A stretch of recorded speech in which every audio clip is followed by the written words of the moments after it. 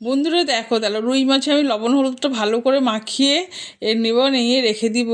রেখে দেওয়ার পরে একটু হাত দিয়ে ভালো করে ম্যারিনেট করে রাখলে কী হবে, ভালো হবে। লবণ হলুদ ভালো করে লবণ হলুদ মাখিয়ে রাখলে ভালো হবে। এদিকে কড়াইতে তেল দিয়ে দিলাম লবণটা দেওয়ার পরে একটু গরম হলো, দিয়ে ওই তেলের মধ্যে দিয়ে দিলাম মাছটা দিয়ে ভালো করে যখন একদম তেতে যাবে, দেখতেই পাচ্ছ। আর মাছটা খুব সুন্দর ভাজা হবে, কেন তেলে যেহেতু লবণ দিলাম, তেলে লবণ দিয়ে মাছ ভাজলে মাছ একটু লেগে যায় না, তারপরে লাল লাল সুন্দর ভাজা হয় বাদামি কালার করে।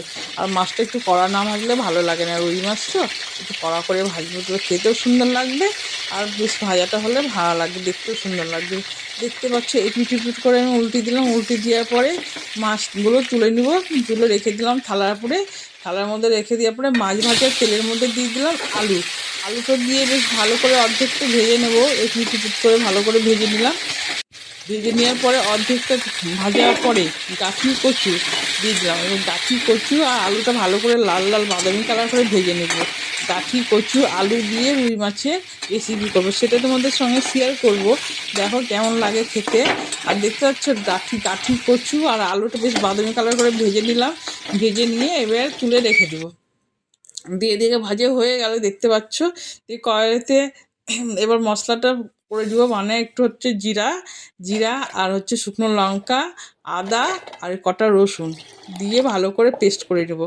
ভালো করে পেস্ট করে নিলাম। এদিকে কড়াইতে তেল দিলাম, তেলের মধ্যে দিয়ে দিলাম জিরা, শুকনো লঙ্কা আর হচ্ছে তেজপাতা, ভালো করে পোড়া হয়ে গেল। আর দিয়ে দিলাম একটু হিংটা দিলে কী হবে, খুব সুন্দর লাগবে খেতে। দিয়ে দিলাম ওই তেলে দিয়ে দিলাম হচ্ছে পেঁয়াজটা বেশ বাদামি কালার করে ভেজে নেব।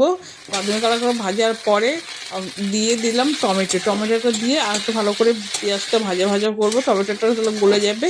দেখতে পাচ্ছি তেল ছাড়া ভাব হয়ে গেছে। দিয়ে দিলাম মশলা পেস্ট করাটা, আদা জিরা আর রসুন বাটা দিয়ে দিলাম। দিয়ে ভালো করে কষে নেওয়ার পরে দিয়ে দিলাম হলুদ, তারপরে লবণ দিয়ে দেখতেই পাচ্ছ তেল ছাড়া ভাব হয়ে গেছে, মানে কষা হয়ে গেছে।